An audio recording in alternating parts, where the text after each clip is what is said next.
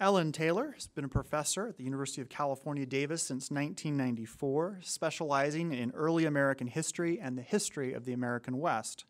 Previously, he taught at Boston University, the College of William and Mary, and Colby College. He was a National Endowment for the Humanities postdoctoral fellow at the Institute of Early American History and Culture at William and Mary, and received research fellowships from the American Antiquarian Society, the National Humanities Center, and the Huntington Library. His earlier books include The Divided Ground, Writing Early American History, American Colonies, and William Cooper's Town, which won the Bancroft and Pulitzer Prizes for American History. He also serves as a contributing editor to the New Republic. Andrew Caton writes, quote, "The Civil War of 1812 is easily the most sophisticated book ever written about a conflict that is either neglected or seriously misunderstood. Mr. Taylor's discussions of diplomatic and political maneuvering are woven with military set pieces into a powerful narrative. This story is not a noble one," unquote. And in the New York Review of Books, acclaimed historian Gordon S. Wood notes, quote, "The War of 1812 was the strangest war in American history. The second war by the recently established U.S. government against the former mother country of Great Britain was, said Virginia's John Taylor, the philosopher of Jeffersonian republicanism, a metaphysical war, a war not for conquest, not for defense, not for sport, but rather a war for honor like that of the Greeks against Troy." Professor Taylor was born in Portland, Maine in 1955 and is a graduate of Colby College. He received his PhD from Brandeis University. This book of the semester selection will be of particular interest for faculty and students connected to our Canadian Studies Research Program and commemorates the 200th anniversary memorialization of the War of 1812. Please join me in welcoming to the Kennedy Center, Professor Alan Taylor.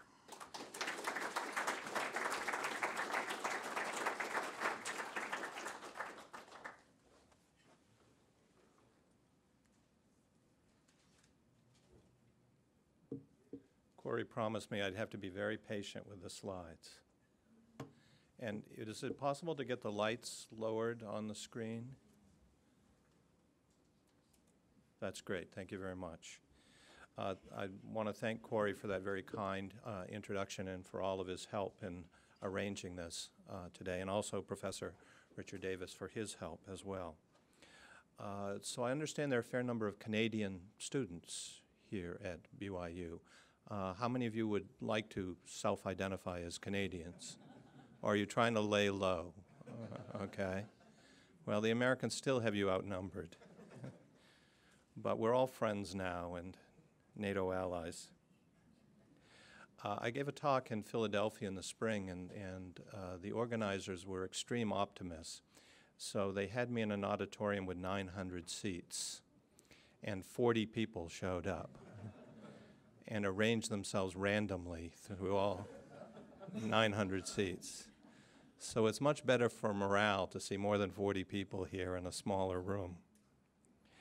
I often do go into Canada to do research, and when I cross the border and I'm dealing with passport control, I always make a mistake, which is that they ask me why I've come into Canada, and I tell them that I'm there to do research. And my mistake comes in answer to the next question, which is, what are you researching?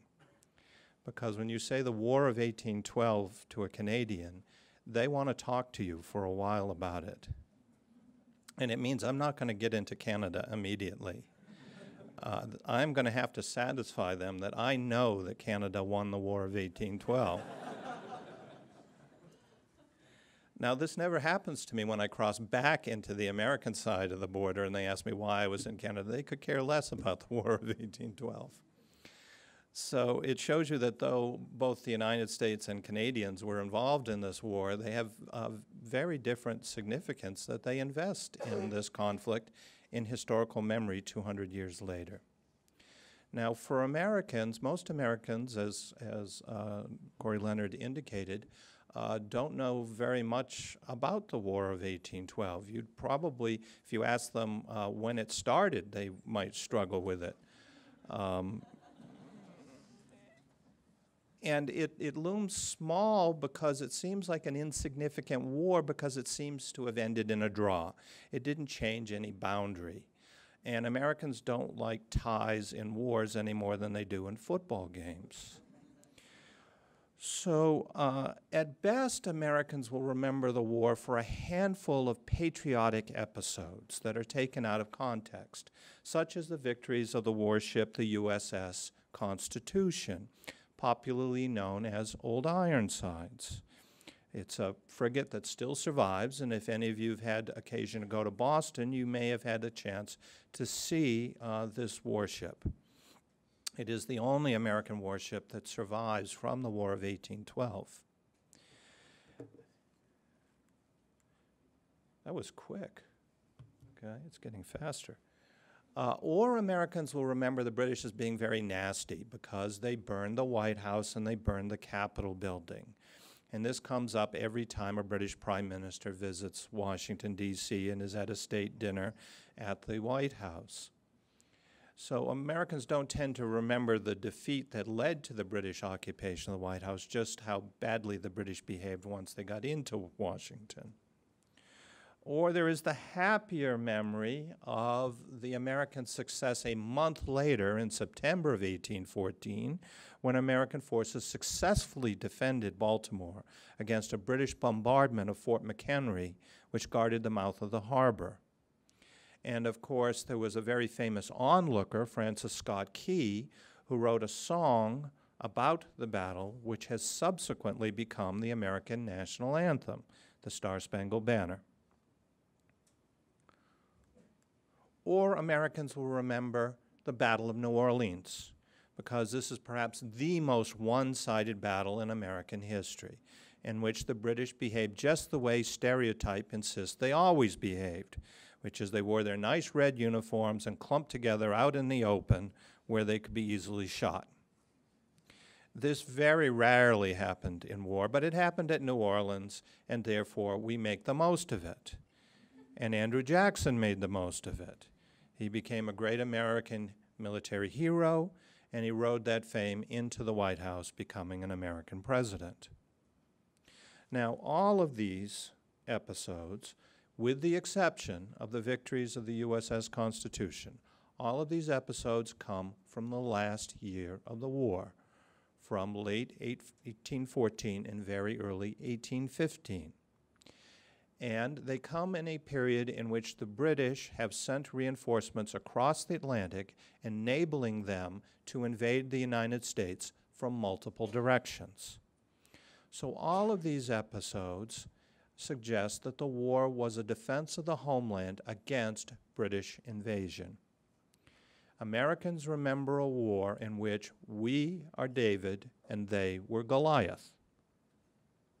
Canadians remember a very different war, because they remember what the American selective memory leaves out, which is that the war began with an American declaration of war and an invasion of Canada. And most of the American war effort throughout the war consisted of a successive set of invasions of Canada, which went very badly for American forces. And that's what Canadians want to remember.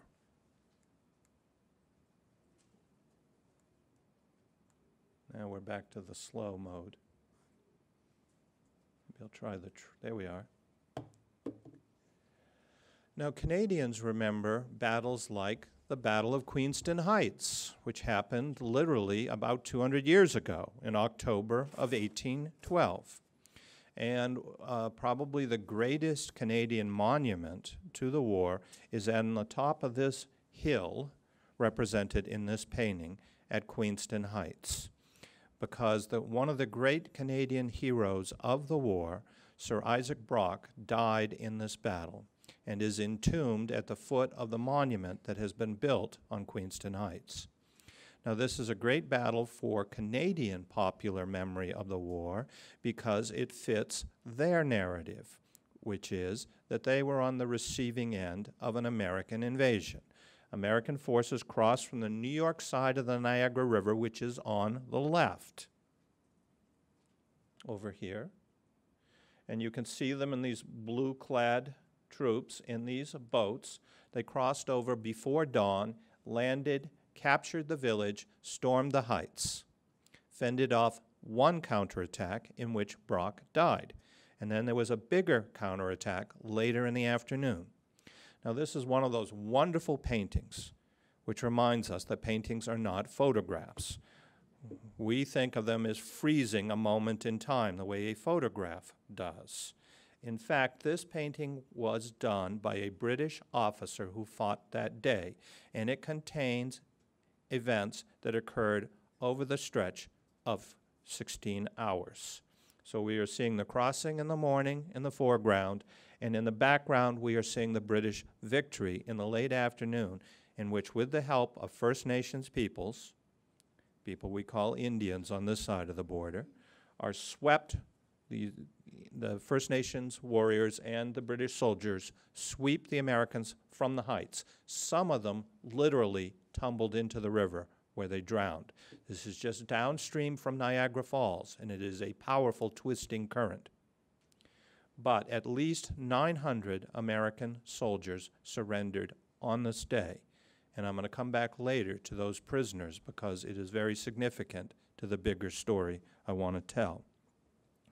But my point here in the introduction is that Canadians have their own David versus Goliath story, in which Americans are cast as Goliath, as the much more powerful, more populous invader whom the Canadians had to defeat to preserve their own autonomy as a polity.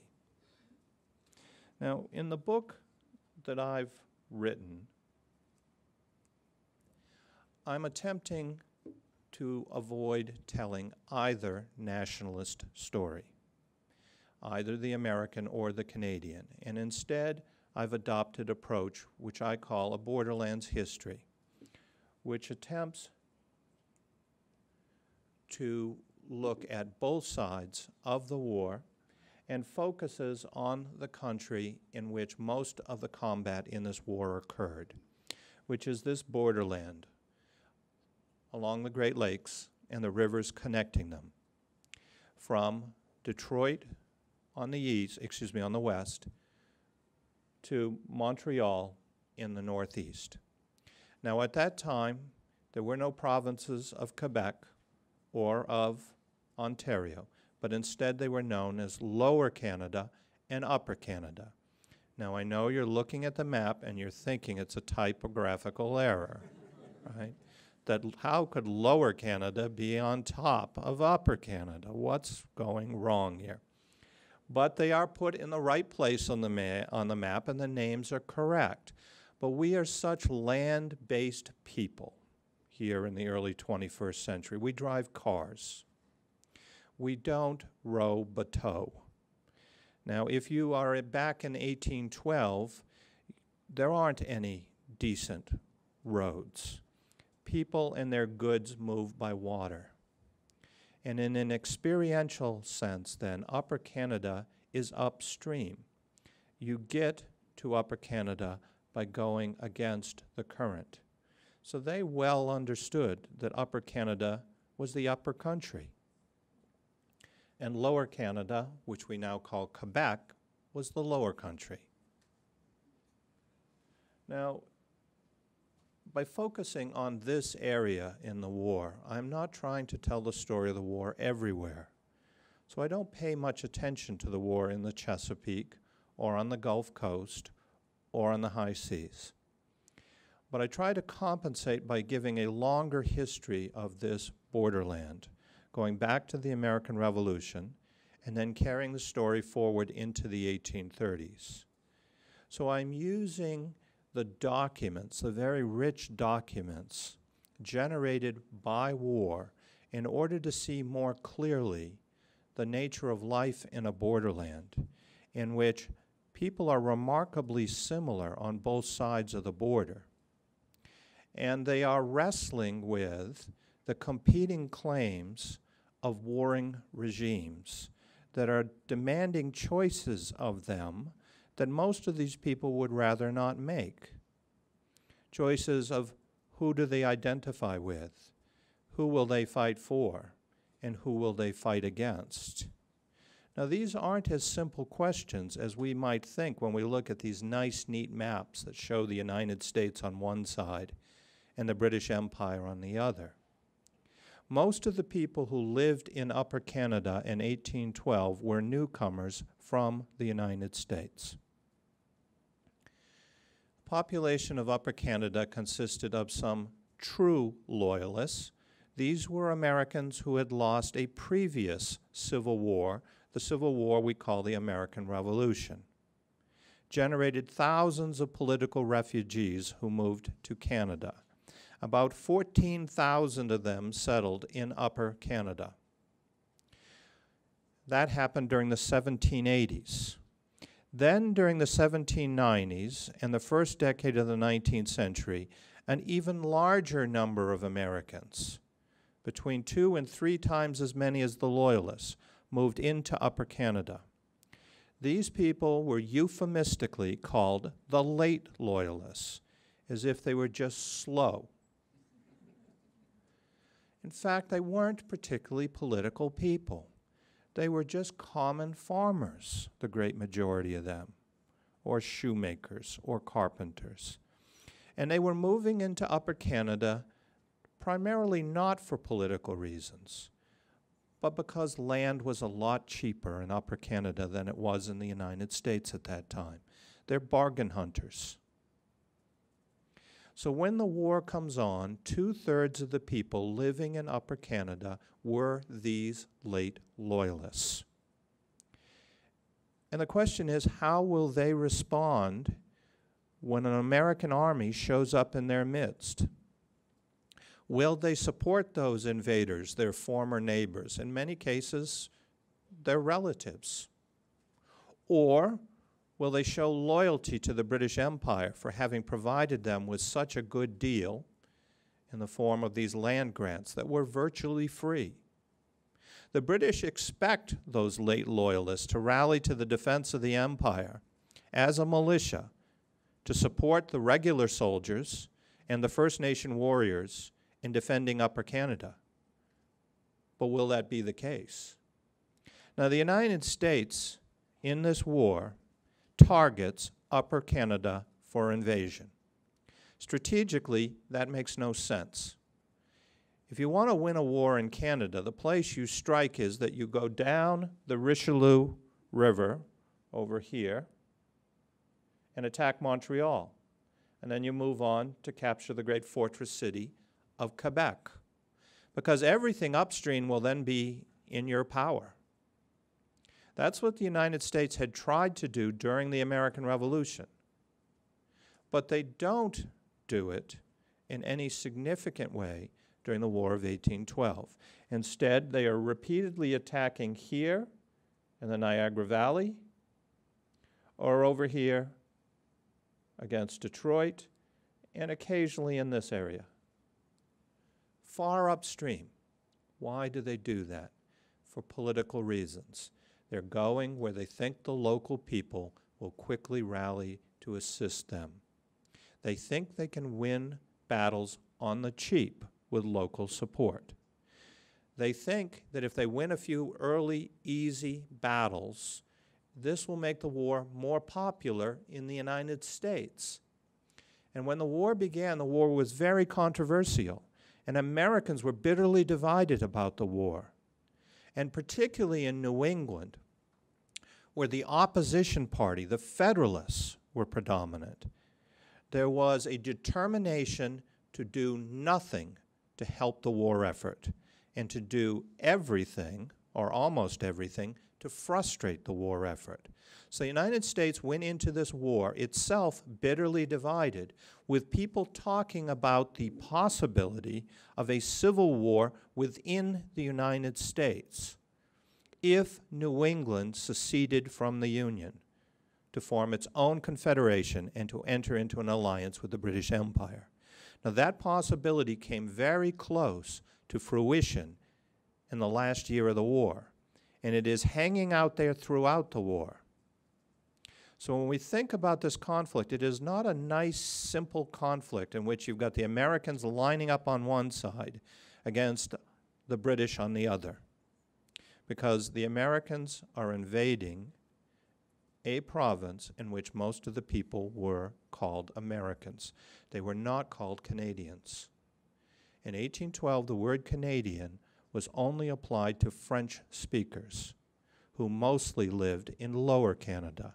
And the people who lived in Upper Canada were called Americans, because that's who they were. So you had Americans on both sides of the border. And the war is mostly being fought right around the farms and shops of these American immigrants in Canada who have to make some very difficult choices that they wish they didn't have to make. And meanwhile, the American war effort is hampered by divisions within the United States along partisan lines between the governing Republican Party of Thomas Jefferson and James Madison and the very fierce opposition that they have in the Federalist Party, which is strongest in New England. Now, this is a war which I want to make the case is a civil war in this borderland. And to make that case, I want to enlist the help of a British officer, a man named John Le Couture. And in the fall of 1813, Le Couture was serving along the Niagara Front. So here you see Lake Erie down here to the south, Lake Ontario to the north. The Niagara River flows here and over Niagara Falls and ends up in Lake Ontario. And this particular zone along the Niagara River is the setting for much of the War of 1812. As American forces on this side are trying to invade Upper Canada. And they had a brief success, and in September of 1813, they were occupying this area on the Canadian side, when Le Couture was sent by his commander into an American military camp to negotiate a prisoner exchange. And when he gets in there, he's immediately struck upon meeting the American officers. Quote, "Strange indeed did it appear to me to find so many names, familiar household words, as enemies, the very names of officers in our own army. How uncomfortably like a civil war," end quote. So even among these professional military officers in the American and British armies, they are struck by how similar they are. They have the same names. They speak the same language. They read the same books. They go to the same plays, or they attend churches of the same denominations. An American officer came back from hunting birds, and Le Couture bantered with him by saying, quote, "Much pleasanter sport, isn't it, than shooting one's own kindred and language?" End quote. So this isn't a war between the French and the Germans. This is a war between English-speaking peoples at a time when the English spoken by the English or the Scots was not as different from the English spoken by Americans as it has become over time. And indeed, this could be said in general of their cultures. This is just a generation after the American Revolution. And the culture in the United States is still largely a derivative culture from Great Britain. Words will be used as well as bullets in this war, because much of this war pivots on whether people can persuade the other side to relent in their efforts, to desert, to convert and join the other side. They are applying this to soldiers who are just on the other side, trying to persuade them to switch sides. They are trying to get their message into the newspapers of the other side to weaken civilian morale. When they occupy the territory of the other side, they are trying to persuade civilians that they should be cooperative. And throughout this war, they're trying to persuade prisoners that they are on the wrong side and they could get out of prison by changing their side. This is a war in which people are making hard choices. And both sides are trying to use English words to persuade people that their cause is lost and that they're better off fighting on the other side. All of these are the elements of a civil war.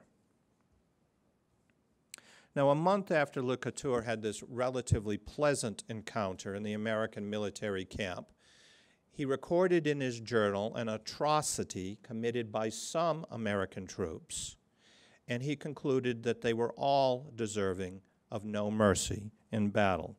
Quote, "The rascals, they are worse than Frenchmen," end quote. So said the British officer with a French last name. His first language was French. He was from the Channel Islands, between Britain, but actually much closer to France. So was Sir Isaac Brock. And it's a reminder that when we use this category of Britain, we imagine there was one common type. British includes a whole variety of different languages and different ethnicities. There are Gaelic speakers, there are German speakers, there are French speakers, as well as English speakers in the category of the British. They come from Devon, they come from Cornwall, they come from Scotland, they come from Wales, they come from Ireland, they come from the Channel Islands, they come from Quebec, they come from Nova Scotia, they come from India. To be a British soldier or sailor does not guarantee that you're from London. There's an extraordinary diversity under the category of British, just as there was an extraordinary diversity of language and ethnicity under the category of American. But it turns out you've got many of the same ethnicities under both of these umbrellas. So what divides them isn't some sort of stereotypical essence of nationality. It's a set of ideas, what we call ideologies. The Americans are committed to the concept of a republic, that their political institutions should express popular sovereignty. It is an extraordinarily radical and rare idea in the world of 1812. There was only one significant republic in the world in 1812. All of the others that had existed had been toppled over the centuries. They had usually been short-lived and unstable during their existences. Prime example was the French Republic, established by the French Revolution in 1789 and extinguished by a military coup d'etat by the dictator we know as Napoleon Bonaparte. That was all too typical in the history of republics in human history. So the people who were leading the American Republic weren't assured of 200 plus years of subsequent success after the American Revolution. Indeed, they were observant and they were learned people, and they knew that around the world republics were rare and that in history they had been unstable and short-lived. So they are embarked on a very radical experiment. And they are in a competition in North America with the British, who sustain a different system. And they insist that they were the world's truest champions of liberty. Now, Americans don't usually think that the British are champions of liberty. That's not the story we tell ourselves. But they got to tell their own story to themselves and others. And their story is that they championed liberty, and that the best set of institutions in the world for maintaining liberty over centuries consisted of the British mixed constitution, in which there was an element of popular sovereignty vested in the House of Commons, but that it was counterbalanced by the monarchy and by the aristocracy in the House of Lords. The British insisted, and I know it's a hard sell for you Americans, and you're all thinking, how crazy could that be?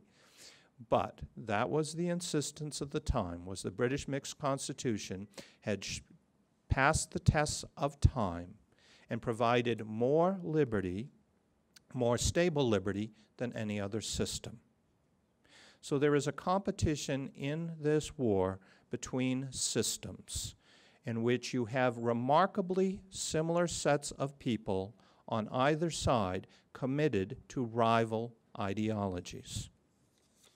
Now, sometimes in this Civil War, brother literally did fight brother. A British officer reported that a Canadian soldier of the Glengarry Light Infantry. Now, that's an interesting unit because most of the members did not speak English, they spoke Gaelic. They were from the Highlands of Scotland, and they had settled along the St. Lawrence River. Well, a soldier of the Glengarry Light Infantry in combat shot an American rifleman. And then he rushed up to plunder the corpse, which was common practice on both sides in this war. They're looking for a watch. They're looking for a canteen with some rum in it. They're looking for a rifle. They're looking for a good coat. When this light infantryman got up to the dead rifleman, quote, he discovered that it was his own brother, end quote. He thought for a moment, and then he coldly remarked, quote, that it served him right for fighting for the rebels when all the rest of his family fought for King George. Now, this is a quote from 1813, not from 1776. This is a generation after the American Revolution. But for these people fighting in this borderland, they regard it as a continuation of the Revolution, as round two, in which the Americans of the Republic are still rebels, and the people of the Empire are loyalists, trying to fend off the expansion of that republic into Canada. Now, to call this a civil war now is jarring to Americans in particular, because we tend to assume that the American Revolution consolidated a stable and cohesive nation virtually overnight. And my perspective is different, that it took well over a generation to achieve those results. And that during the generation of the early republic, there is enormous anxiety in the United States over whether they could sustain their experiment in republican government on such a vast geographic scale, unprecedented in human history, and particularly difficult given the enormous differences between the regions, not just between North and South, but also between East and West. And so people are full of anxiety about whether this is all going to hang together or whether it's going to blow apart. And given the bitter partisan politics of that generation, there was a fear that the opposition party within the United States was not some sort of accepted legitimate opposition, but instead was a set of traitors in league with a foreign enemy. And once the Republicans had come to power and the Federalists had become the minority in the country, those Federalists became much more vocal about their sympathy for the British Empire and its struggle against Napoleon, so that they get cast by the Republicans as crypto-loyalists out to destroy the Republic and reattach at least New England to the British Empire. Now, that's not what the Federalists were up to, but people don't respond to reality as much as they respond to what they believe reality to be. And that's exactly what the Republicans were doing. They were casting the Federalists as crypto-loyalists. And then they proceeded to treat the Federalists as if they were true loyalists. And it is this anxiety that makes Americans of the Republican administration anxious about having the British persist as their neighbors in Canada, because they fear that the British are intriguing with native peoples on the American side of the border, and that they are intriguing with the Federalists in New England in order to restrict the growth of the Republic and perhaps to blow it apart. There's similar anxiety on the Canadian side of the border, where the British can count, and they know the American population is much larger, and it is governed by this Republican system, which is highly responsive to public opinion, which in the British view is always volatile and dangerous. and that some politician is going to get it in his head that war would be popular and they would invade Canada and sweep in to impose the Republican system in Canada as well as the United States. And that's why they're intriguing with the native peoples, hoping that they will help to defend Canada in this future war which the British anticipate. But the irony is that this very British effort to obtain allies within the United States as a defensive measure is interpreted by Americans as a provocation, as an offensive act against the United States, and is one of the major causes of the declaration of war, a war the British didn't want. Now, I also want to say something about Irish immigration into the United States. I spoke about the American migration stream into Canada. There's also a migration stream coming out of the British Empire into the United States in these years. Between 1783 and 1820, 2/3 of the immigrants to the United States were coming from Ireland. And Ireland was a very unhappy part of the British Empire. There had been a very bloody rebellion in Ireland in 1798 that the British had crushed with great bloodshed, and it had generated a big surge of refugees who came to the United States, where their leaders became prominent in journalism and politics and very fiery supporters of the Republican Party of Jefferson and Madison, and great proponents of a war against the British Empire, so that Irish Americans end up enlisting in disproportionate numbers in the American military that invades Canada. When they get there, some of them will be captured, and the British will treat them as traitors. Because one of the other great causes of the war was the British insistence that anyone born anywhere in the empire remained a subject for life.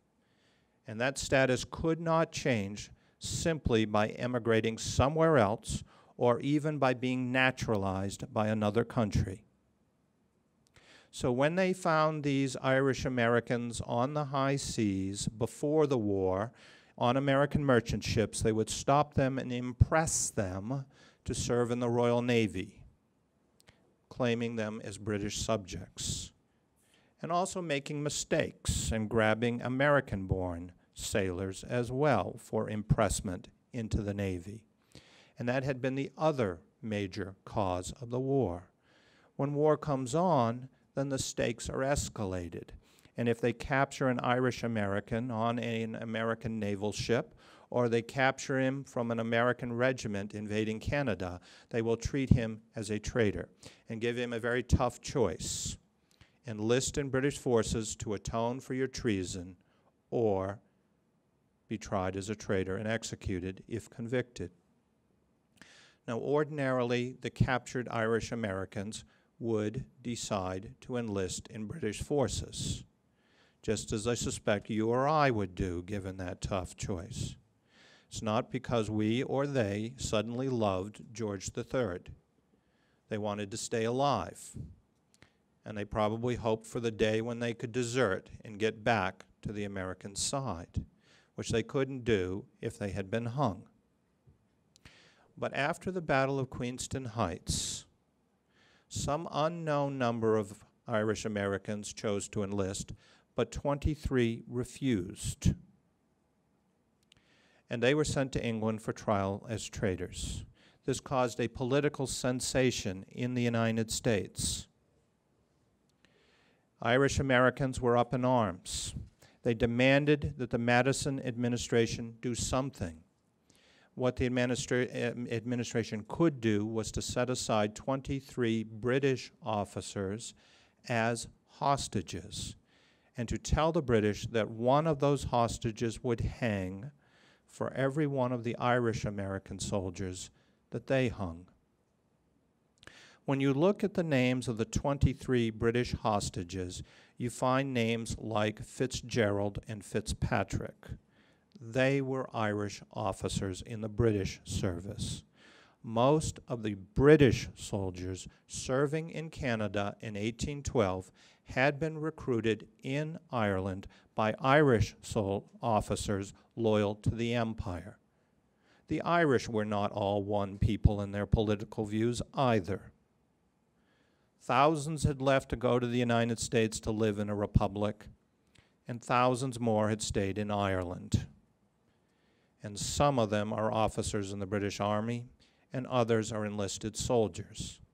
It's one of the prime reasons why the British feel they have to take a hard line when they capture Irish Americans in the American forces, to make an example, lest their own soldiers get the idea that they could desert with impunity to join the Americans. Now the British said, fine, we've been capturing a lot more of your soldiers, so we're going to set aside 46 hostages for the fate of the 23 you're holding hostage, and we will hang 2 of them for every one that you hang. The Americans got 46 more prisoners, British prisoners, and set them aside as hostages. The British, who were good at arithmetic, said, fine, 92 more of your officers and soldiers are hostages. And this went on, playing double or nothing by the British, until every prisoner taken in the land war in Canada on either side was being held hostage, ultimately for the fate of the initial 23. Because the British wanted to negotiate an end to the war someday, they blinked and let the Americans know, the American government know, through a back channel that the 23 had been released into the general prison population at Dartmoor and would not be tried as traitors, averting a great bloodbath which would have been initiated if the 23 had been tried, convicted, and executed. Now finally, I just want to say Native peoples were also divided, as Native nations were divided by this artificial border which had been run through their world without their consent after the American Revolution, so that you had Haudenosaunee warriors fighting one another in the Battle of Chippewa, or you had Shawnee warriors on both sides in the Battle of the Thames. So in conclusion, this is a war in which is a North American Civil War in which Americans fought Americans, as did Irish immigrants and Irish soldiers on both sides, as did Native peoples of the same nations. They fought over competing visions for the future of North America.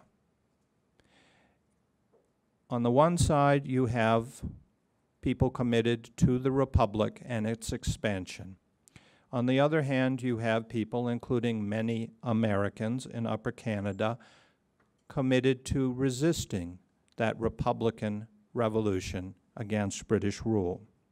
So there are 2 Americas pitted here. One still loyal to the Empire and based in Upper Canada, and the other defined by its Republican revolution against that empire and based in the United States.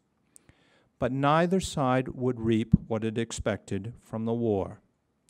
I began the talk with the notion that the War of 1812 was insignificant because it seemed to end in a draw.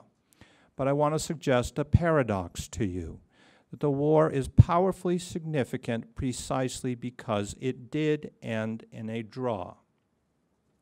And it therefore compelled people on both sides to reconsider their fundamental assumptions of 2 sorts. First, the assumption that it would be easy to defeat the other side because of the flaws in its system. Both sides had found how difficult it would be to invade and conquer the other. The enormous bloodshed and the enormous cost in money that it would take to succeed became quite daunting and becomes inhibiting to future generations of policymakers in both the British Empire and the United States. Second, in related lesson, is they don't need to conquer the other to be secure. By fending off the American invasion of Canada, British imperial officials and the people in Canada gain a great deal of self-confidence in their own identities and in their capacity to defend Canada. Same thing happens on the American side. There is a surge of patriotism after the war, and there becomes a conviction that the Republic and its Union are sufficiently stable that they can endure with the British persisting as a neighbor in North America. So, frustrated in their fantasies of smashing the other, the Loyalist and the Republican Americas had to learn how to share the continent and for each to call coexistence victory. By ending in a standoff and concluding the era of the Revolution, the War of 1812 had the greatest of consequences for North America. Thank you.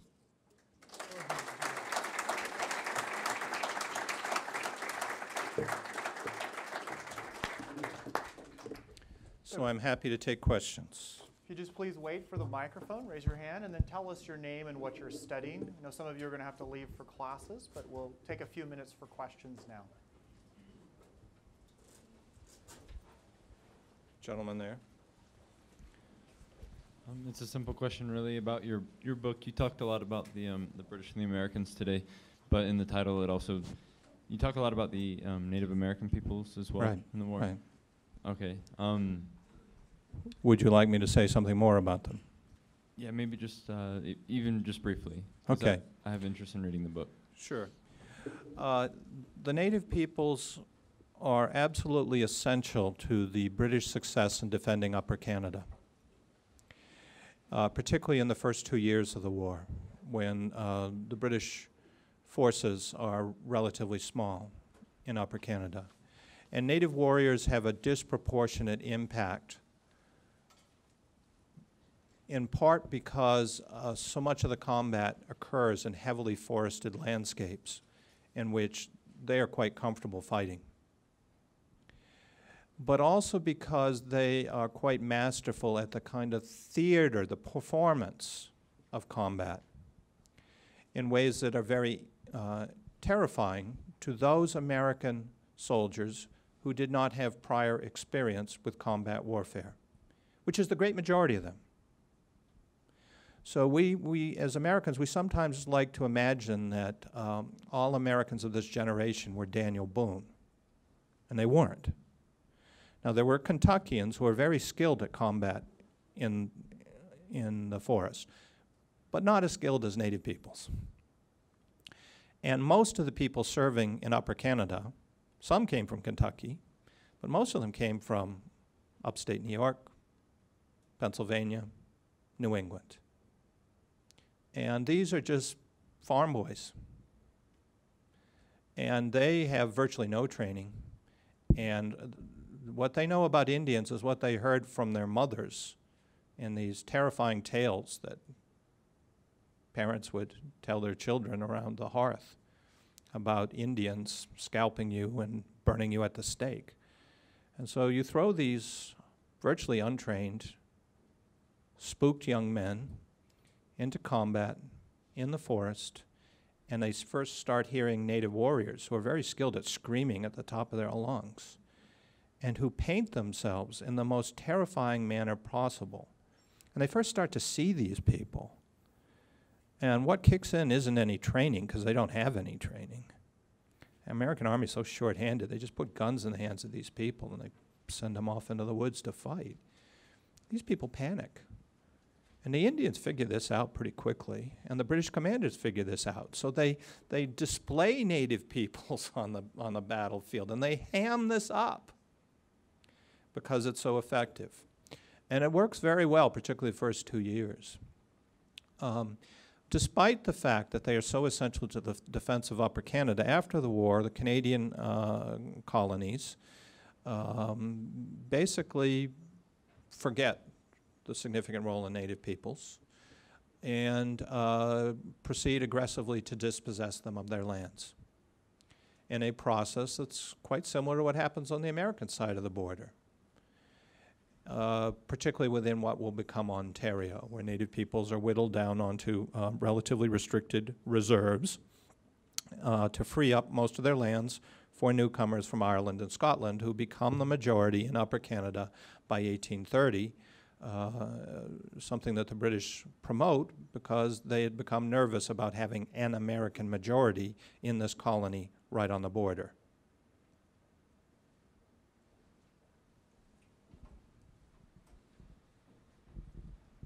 I lived 2 years in Ontario, and I heard more about the War of 1812 in those 2 years than I did in my previous 18 years in America. And you made a mention of this, that Canadians are much more proud of the War of 1812. In essence, they accomplished the same thing. They repelled the Americans and we repelled the British. Yes. Why do you think so much more emphasis is placed on the War of 1812 in Canada? Well, I think there are a lot of reasons, but probably the one that I would come down to is, in a way, it's kind of a cultural safety valve. Canadians don't have much choice. They have to be our trading partner, and they have to be in a security arrangement with the United States. There's an asymmetry of power between the United States and Canada that's pretty profound. And the great majority of Canadians live within 80 miles of the U.S. border. In an experiential sense, the Canada of today is this long, thin country stretched along the American border, in which Alberta primarily trades with the parts of the United States to its south, just as the people of Nova Scotia primarily trade with the parts of with New England and so forth. So there are a set of these regional relationships of the different regions of Canada with the United States that are, in many areas, at least as powerful as the integrative effects of being part of a common nation. So a lot of that makes English-speaking Canadians, on the one hand, they benefit from it, they understand they benefit from it, but they're also very anxious about American cultural and economic and political domination. So one of the ways by which you can assert you're still a distinct people, and you're still a distinct nation with your own sovereignty, is to have a distinct history. And to have a war in which you fought the United States and defeated them is to have that little bit of boasting rights. I think it's very important to Canadians. And there was a New York Times story, maybe some of you saw about a week ago, in which the reporter was shocked to discover that Canadians think they won the war and that the Americans were villains, right? Shocked. And you know, sometimes people think that this is going to lead to some sort of, you know, burst of anti-Americanism in more significant ways. And I don't think it is. I think it's this kind of safe little haven in which Canadians can express pride and distinctiveness, and that's important to them as they go about their daily lives living in interdependence with the United States, which is not going to change. In fact, that interdependence is going to continue to grow, as it has been growing pretty dramatically over the last 20 years. Let's take one last question, and then we'll move Professor Taylor to the foyer for the reception. You can have a chance to interact with him one-on-one. Earl Fry, Canadian Studies and Political Science. A Mexican leader of the 19th century, either Benito Juarez or Porfirio Diaz, was supposedly said this statement: "Poor Mexico, so far from God and so close to the United States." Right. Now, about 3 decades after the period that you were talking about, the United States invades Mexico and eventually takes away half of its territory, including where you're now standing. Right. But since the War of 1812, there's been no significant problems between the United States and what is now Canada, other Right. than the Alaska boundary dispute of early in the 20th century. How do you sort of explain that? Because during the Civil War, the British supported the Confederacy early on. The Union certainly had an excuse maybe to take what was then British North America. The Canadians thought so they got together in Charlottetown in 1864. So how do you explain the difference in the two borders and the relations with the two countries? Well, that goes back to the argument that I've just presented, which is that the War of 1812 is the difference, that the United States had the experience of trying to invade Canada and that failing. And thereafter, there are border frictions. There are a significant number of them, and saber rattling on both sides. But the leaders on both sides back away from those confrontations And so I think and that particular pattern is set as the probability by the way the War of 1812 ended as essentially a draw. If we imagine different scenarios, if we imagine that the United States had conquered Upper Canada, I think there would have been a lot of bitter feeling that was left over and a desire to avenge things and to get Upper Canada back.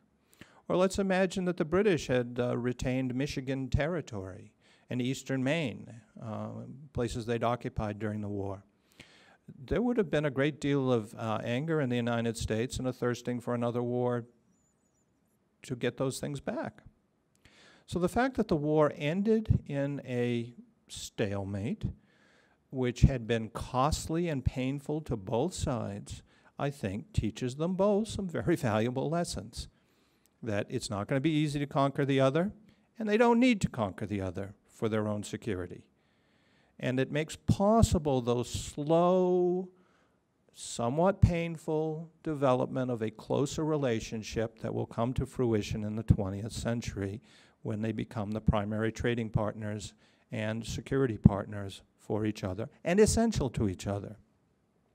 So one of the things that I hope that I am achieving, or that I am contributing to, I don't want to be too grandiose, that I am contributing to is to help Americans to see the importance of understanding their longer range history with Canada and to understand how vitally important it is what we take for granted, which is the very successful relationship we now have with Canada. There isn't a more important relationship that the United States has in the world, just as there isn't a more important relationship for Canada in the world. It's a very long border that we share. And the fact that these are essentially countries that are highly cooperative with each other is not something that should be taken lightly. Just imagine what our situation would be if we had a very hostile regime in Canada, or in one in which we were not such good trading partners. So I'm thinking that a lot of that comes to fruition in a very long process. But the key first step in that process is how the War of 1812 ended. And it is the end of the War of 1812 that I think we ought to be celebrating rather than the War of 1812 itself.